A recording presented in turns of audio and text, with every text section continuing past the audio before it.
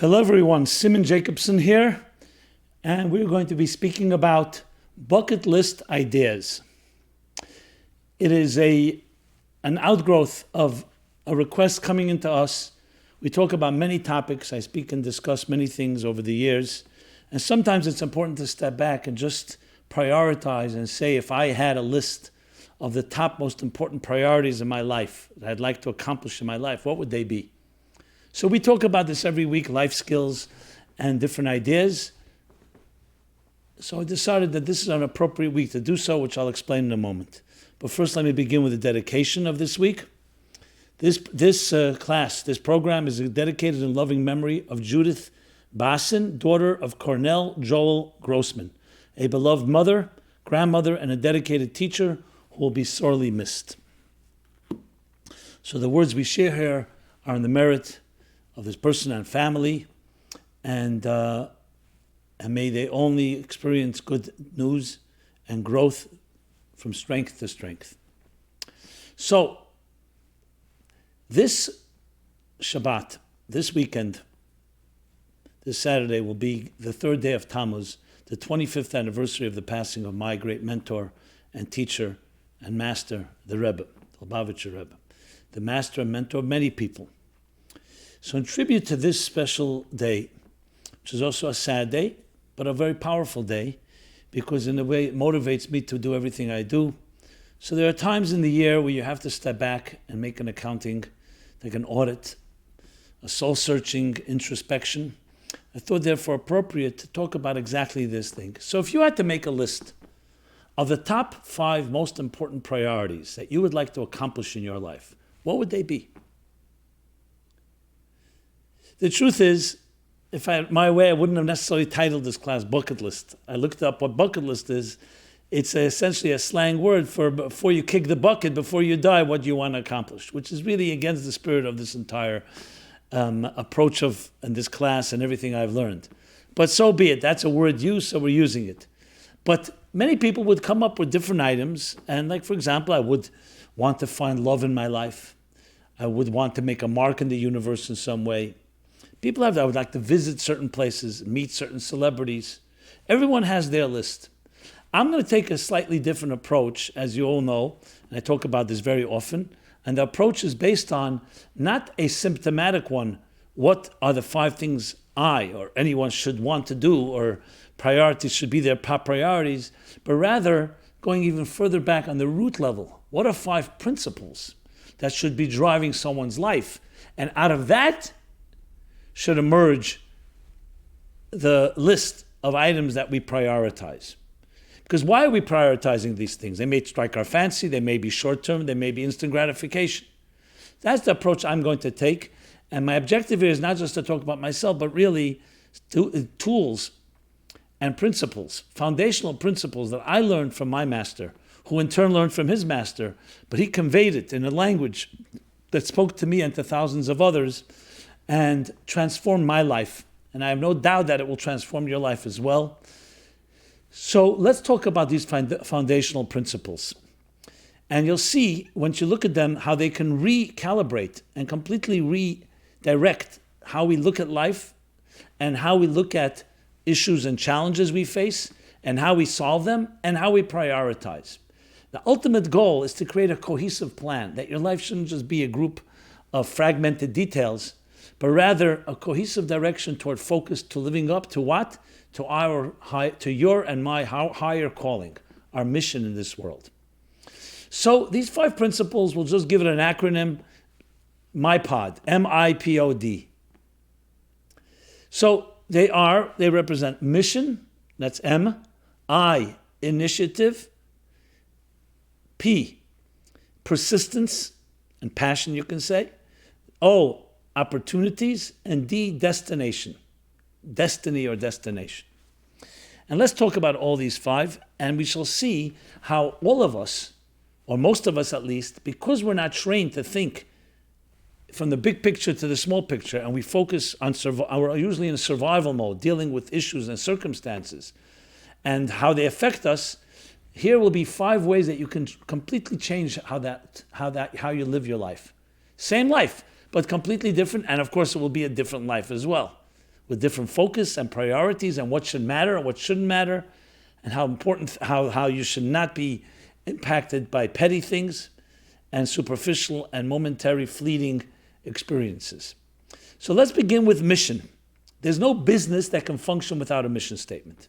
So my question I always ask is, how can I function without a mission statement? And what is your mission? So the first thing that identifying that I remember hearing so many times became part of my personality to the point I don't know what I would be like without it, that we are here on a mission. You didn't just fall into this world by accident. It's not just a product of your parents, your life, or a product of circumstances and circumstantial events, but you are on a mission, sent on a mission, on a particular mission unique to you. And you and only you can accomplish this mission. That alone is a transformative way of looking at things. Because then everything you do, every detail, whether it's your job, whether it's your home, whether it's your personal life, whether it's your recreational life, whatever it is that you do, then comes under the rubric of that mission. Like a good company has a mission statement, everything is to fulfill that larger mission. So number one is mission-driven life. Instead of one of reacting to what comes your way, you are defining that mission, which leads me to point number two, initiative. You take the initiative like a leader. Many of us are reactive, not proactive. Taking initiative, not waiting till something happens, not standing on the sideline and waiting for something to happen or someone else will do it, but taking the initiative and leading the way. Number three, I said persistence or passion, the idea of not giving up. When something is good, you persist, you continue to do so. And sometimes you see results immediately, sometimes it takes time. Number four is opportunity. That whatever you do in life, you recognize is an opportunity.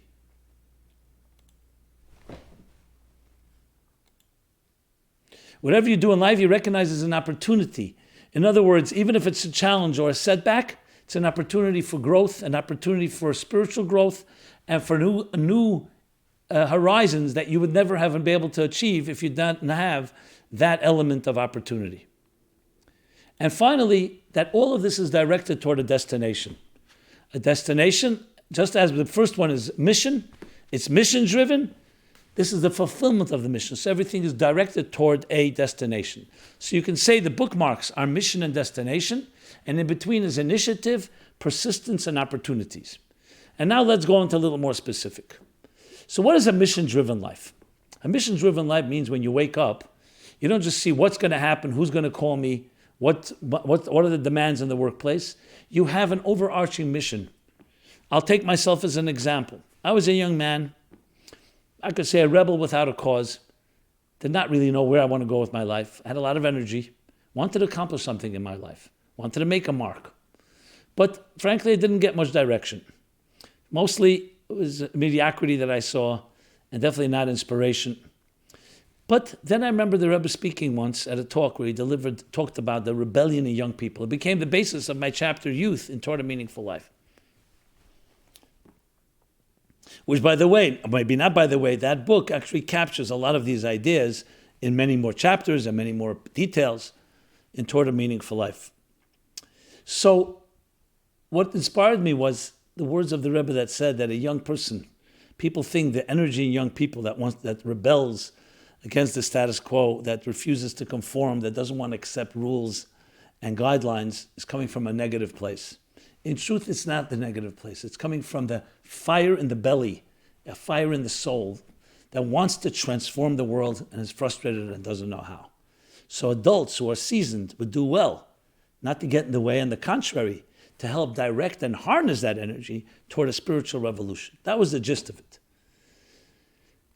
That ignited something in me, and I began to think about that.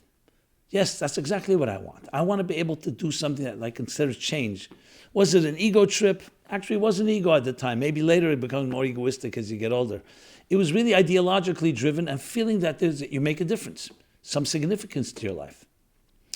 In a long story short, I discovered that my skills in communication, in writing, in teaching, that became my outlet.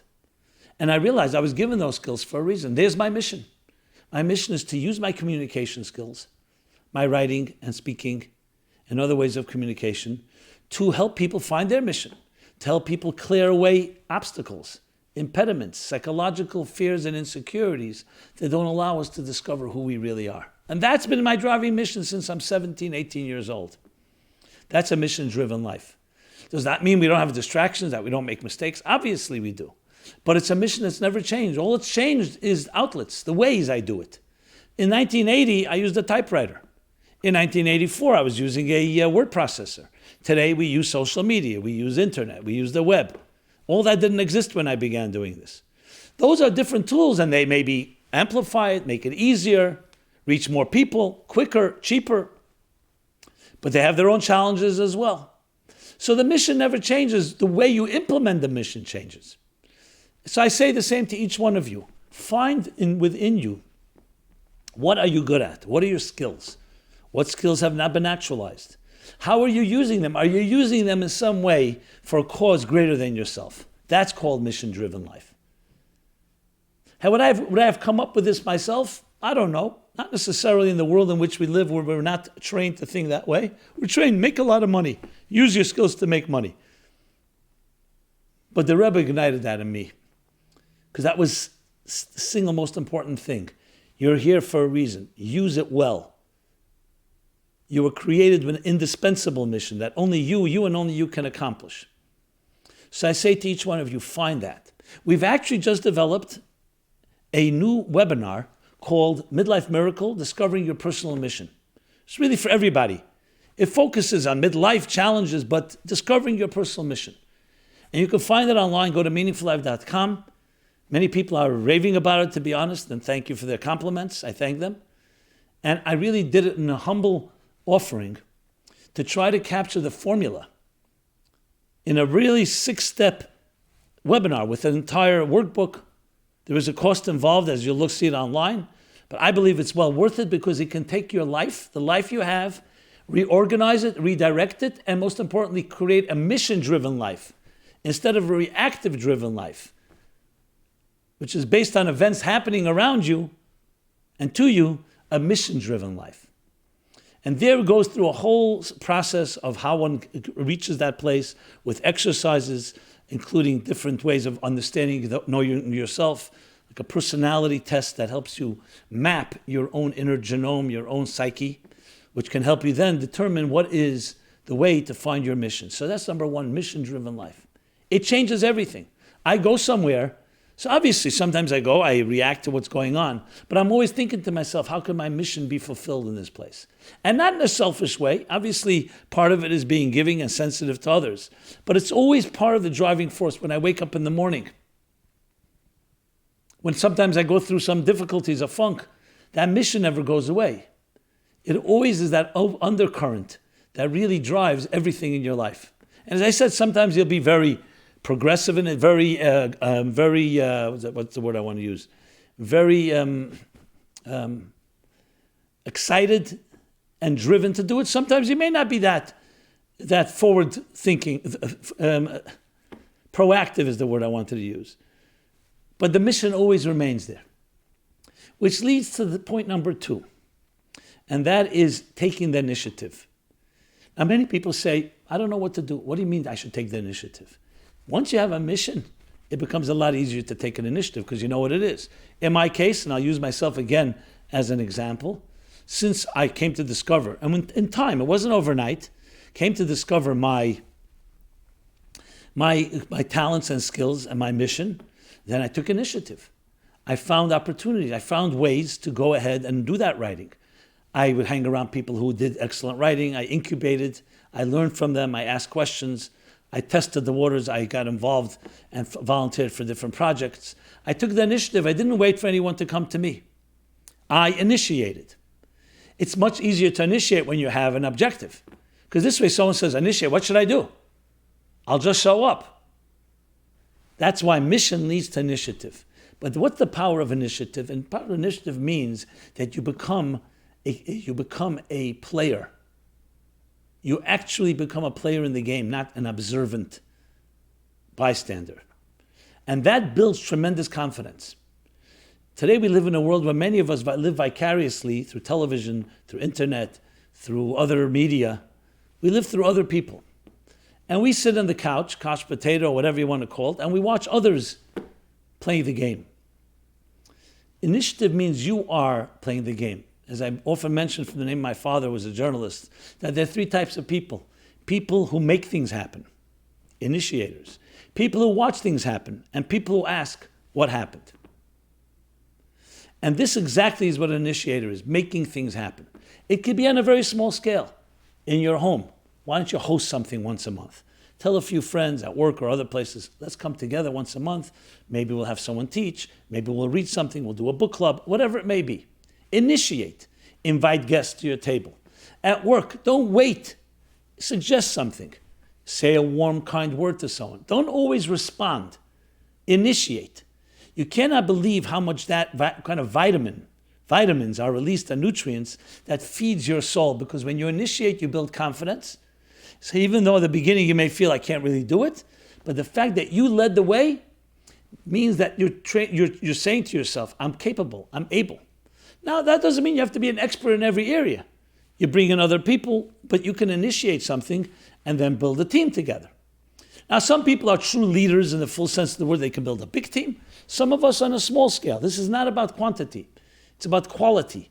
It's turning the arrow from, instead of me waiting, tentatively, shyly, hesitantly, full of fear that something happens, you initiate. You go to an event or a party, you meet somebody new, say something to them. Ask a question, share something, invite them. There are thousands and thousands of ways to initiate once you put yourself in that mindset. So here's my suggestion as we go through all five. Make 5 pages and write mission on 1, initiate on 2, 3, persistence, passion, 4, opportunities, and 5, destination. And in each one, list things that you can do right now, that you can begin going in that direction. That's always a good place to begin. So the second one we covered now was initiative. Let's now go over to the third one, persistence. You have mission and initiative, but if you're not persistent, then you're not going to get anything done. Persistence means that even when there's a hitch, even when you hit a snag, a block, an impediment, you don't give up. You continue. But remember, a good swimmer is not someone that swims against the tide. A good swimmer is someone who knows how to navigate and continues to swim. And if the tide is going against them, they allow themselves to float with it. And when the tide is quiet, they thrust forward. So number 3 is persistence. I'll share a story with you. I was a little child. I was 10 years old. I was living in Crown Heights, USA, where I grew up, and where the Rebbe, my mentor, my teacher, as I said, lived as well. And I remember it was Sukkot, the holiday of Sukkot. Sukkot, we sit in these portable huts that have a covering of evergreen or whatever, bamboos. In this case, it was evergreen. And during Sukkot, the custom of the Rebbe was that twice during the holiday he would fabring, he would have a gathering and talk in the sukkah. And this was no matter what happened, rain or shine. Well, that Sukkot happened to rain tremendously, torrential rains. I, a little kid, come to the middle of the fabring that was already going on, and I'm standing in the back, it's pouring. I remember when you have a thick layer of evergreens, what happens is in the beginning it absorbs, but once it gets saturated, then the water starts coming down in this irregular way, blobs, very, very uncomfortable. And the Rebbe was completely focused and talking. I didn't even hear what he said. And hundreds of people all over were there because he was there. The impression it left on me on a child, I cannot even describe. I can't say what I was thinking at the time. I don't really remember, but I remember what I think now when I recall that memory. Remember this type of commitment, this absolute, relentless commitment to something he began doing, which is a family. Because, hey, in the world we have a thing called a rain date. It's raining, reschedule. There was no need to do it that day when it's raining, reschedule. Secondly, it wasn't a real meal. So in the Chabad, Lubavitch, they don't even drink water outside of the sukkah.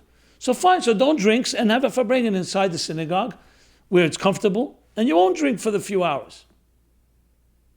No. There was no mitzvah to do it. There was no meal being had. But this was the custom that we bring and we get together on Sukkot. And that's what we do. That's the impression left on me, that you start something good, it becomes part and parcel. There's no such thing, oh, it's a little uncomfortable, I have a cold, it's raining, it's snowing, I don't do it. And it impacted me. When I started giving this Wednesday night class, it goes back to 1982. So we're talking now 37 years. I never stopped the class because this was something that became part of who I am. Times you don't feel so good, sometimes you're traveling. I try to record it beforehand.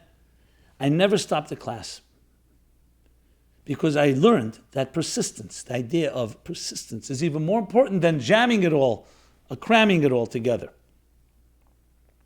And persistence has tremendous impact. We all know the story of Rabbi Akiva with the water drops, that he learned from the drops of water that ultimately bore a hole through a stone, that even a stone can be pierced if the water is persistent. The negative part of it is the Chinese water torture, but we're talking on a positive end. And he learned from that if a stone, a perfect hole can be drilled through a stone through a drop of water, dripping in it year after year after year, how much more so in a soul? Persistence. So when you start something good, never stop. I see so many times good efforts, and then people, whatever reason, some type of snag or something happened, or some reason they stopped, and they never usually go back to it. So persistence, something I learned, the relentless pursuit of good things and never stopping. Even when it may seem that nobody's really listening or may seem that you're not succeeding, persistence ultimately pays off. And I can tell you, over 40,000 people have come to this class. I don't think I'd be where I am today if I did not persist. And there were times where 1 or 2 people came. Today, thousands listen to online. But I continued and persisted. I even remember once, it was Shavuos. It was a holiday of Shavuos. And it was Wednesday night. And we prepared a whole holiday meal. And for some reason, I may have forgotten, or I thought everyone knew that it's a holiday. 8 o'clock, the bell rings. It's the middle of the holiday. We just finished the prayer service, almost about to begin the meal. And yes, a group of people have arrived to the class. They weren't aware. So of course, I wasn't going to send them away. On the contrary, I invited them in, sat them all at the table.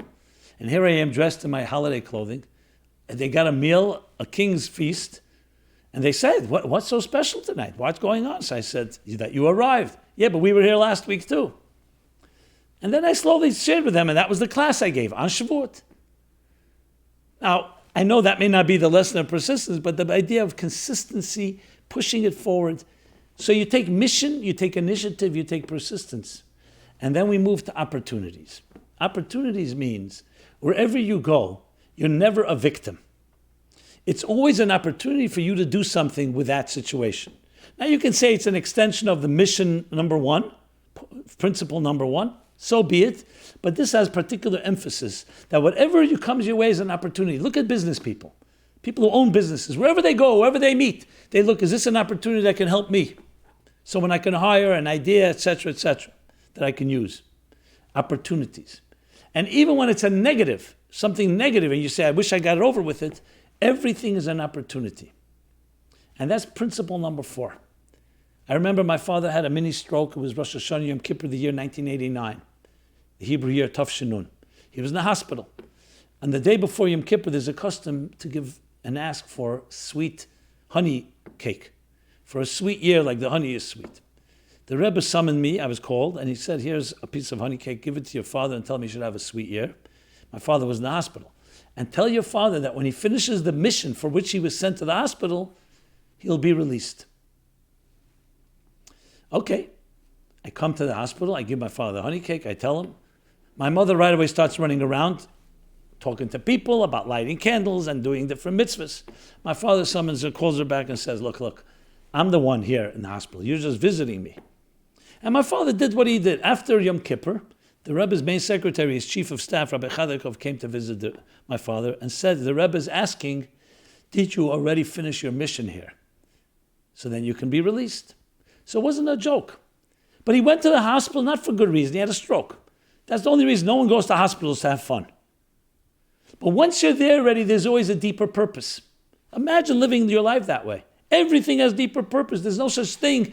I wish it never happened. Of course, there's some things we'd rather not happen, but once they do, there's an opportunity. There's a mission, and therefore there's an opportunity. What those Kabbalists call spiritual sparks waiting to be released. And they're everywhere. They're in your positive experiences and your negative experiences. And you look always in life with a positive vibe because even the negative experience has a positive spark. That's the key. And when you take that attitude, you look at life very differently. Can we be perfect? Not necessarily, but we try our best in this direction. So we've covered mission, initiative, persistence, opportunity. That should be your fourth sheet or your fourth column. And write things that happen in your life and write down at the end of the day or in this list that you make, your initial list, certain things that you see, this is an opportunity to pursue, this is an opportunity to grow, this is an opportunity to help another.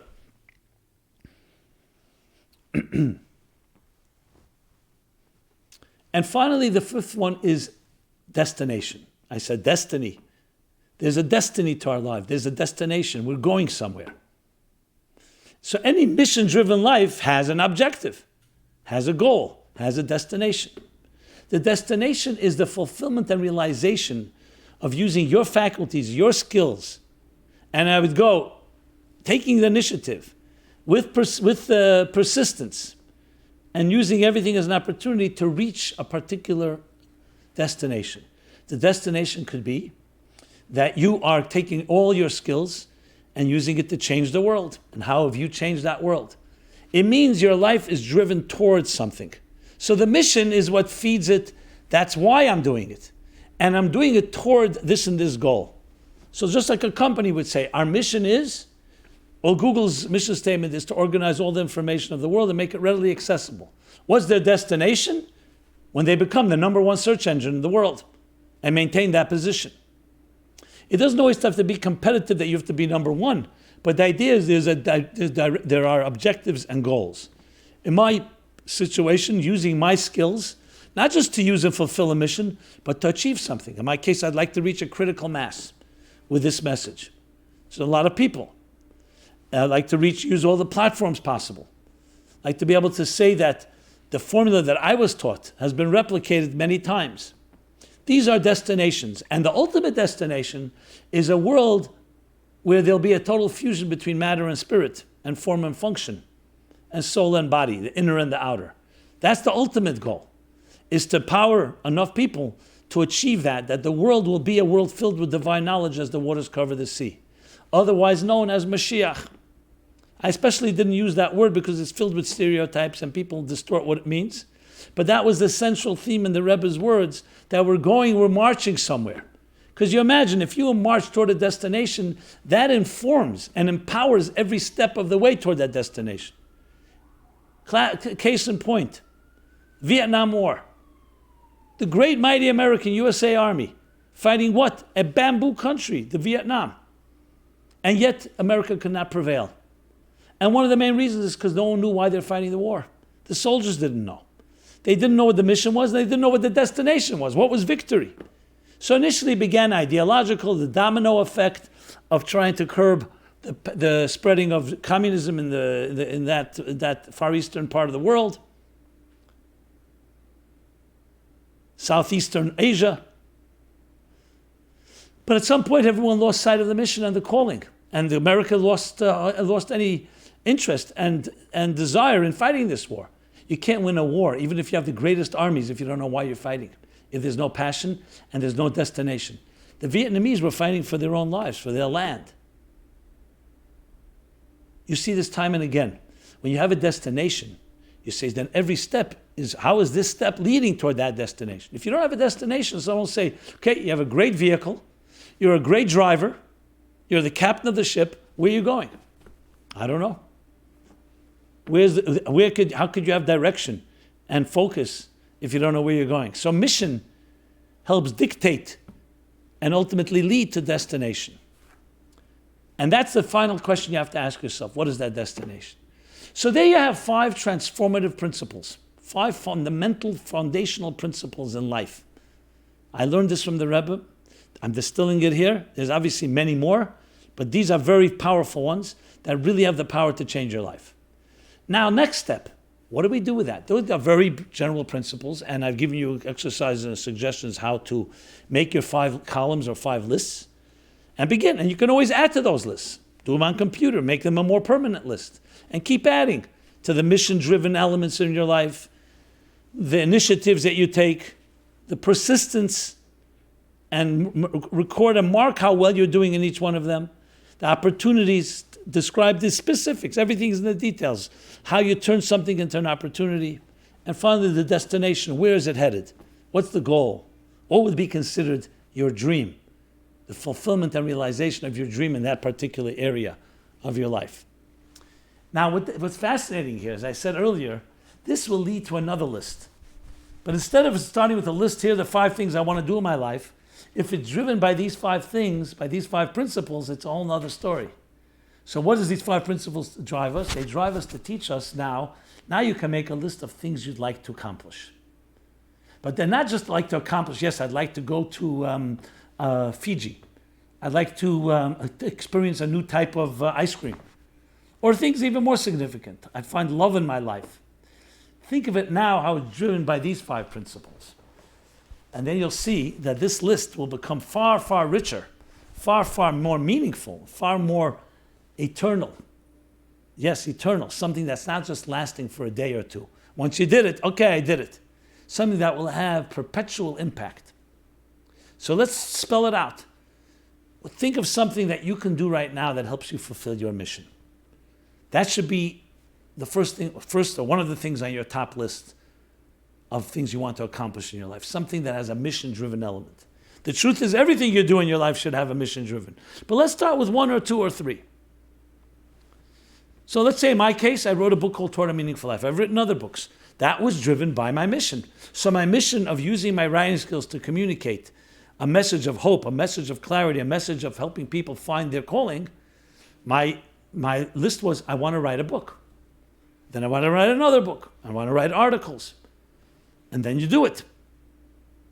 And that would mean something I want to do that will fulfill the purpose of my life, and I can say, this is what I want to accomplish in my life. You don't suffice with it, but it's a good beginning. The second thing, in the area of initiative, what would you like to initiate? Find something you really want to do, you really want in your heart.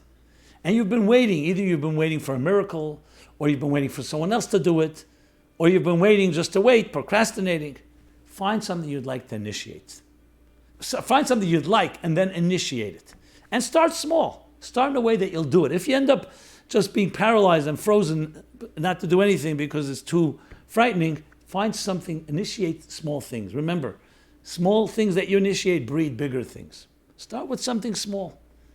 Come home tonight, or whenever it is, and say something nice to your spouse, or to your family, or at work. Initiate something small.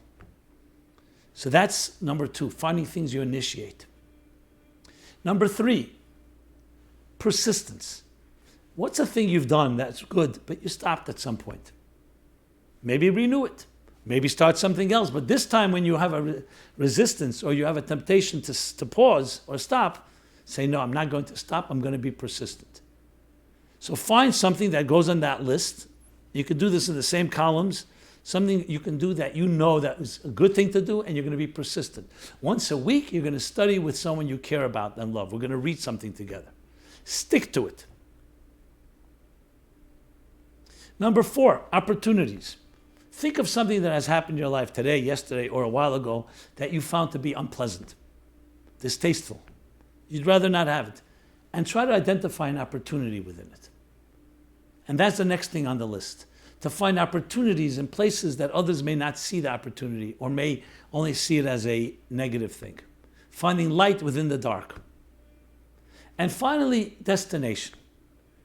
Identify something that you can say, here is my objective, here's where I'd like to reach. I'd like to finish this and this way. I mentioned before about mission that drove me to write a book. The destination is finishing the book, which of course requires persistence. Finishing it, or finishing a project, or finishing a series of projects. And see, what would it look like at the end? What I'd like it to be? Something that would reach 1 million people. Something that would reach a segment of the population. So destination-driven thinking of thinking of the goal in mind, the end in mind. That's the way I would suggest creating your list, in creating a way of being able to take these 5 foundational principles and turning them into lists. Now, I especially discuss this in a more generic way, generic as not generic, where the principles are very clear, but generic how to apply them, each of us is different. Not everybody has the same skills.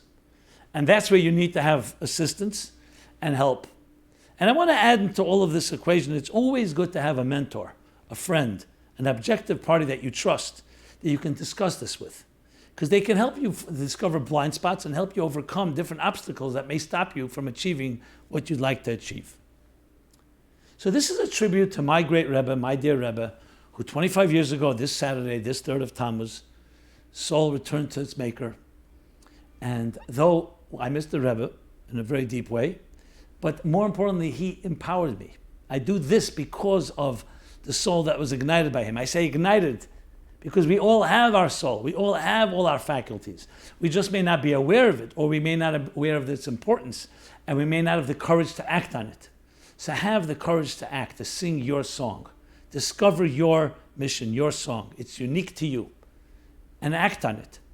There's nothing greater than being able to make your mark in this world by using these 5 principles. And I go MIPOD, mission, initiative, persistence, opportunity, and destination.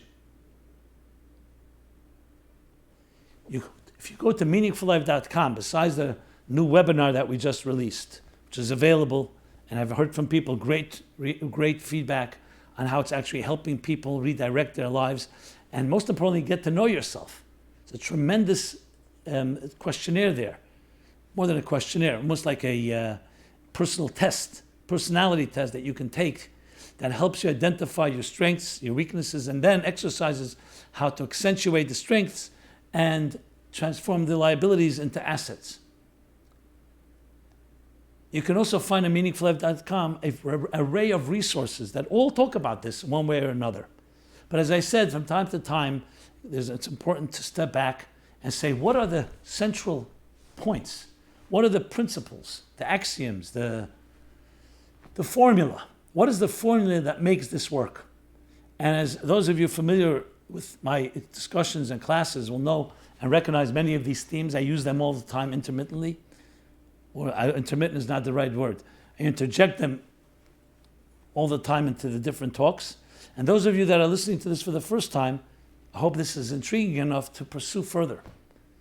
Universal teachings that help us discover who we are from within, to live your life from the inside out instead of from the outside in, to live proactively instead of reactively, mission-driven instead of circumstantial-driven, opportunities instead of difficulties, persistence instead of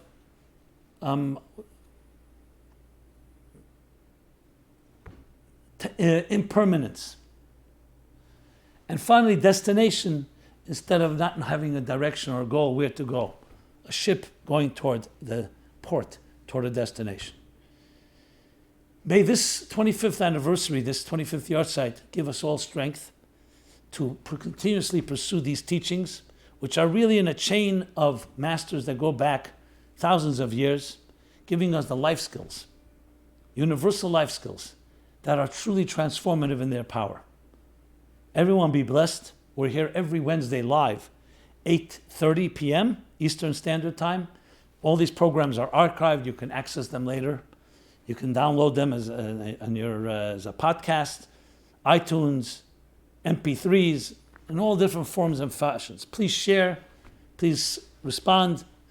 Give us your comments, your feedback. This is what it's all about, us intersecting as souls to create one greater cosmic symphony where we have the harmony within diversity, the diversity of each one of us with our indispensable missions, all fulfilling what we need to fulfill and at the same time complementing each other to create this large, greater, unified tapestry. Everyone be well and be blessed. Thank you so much.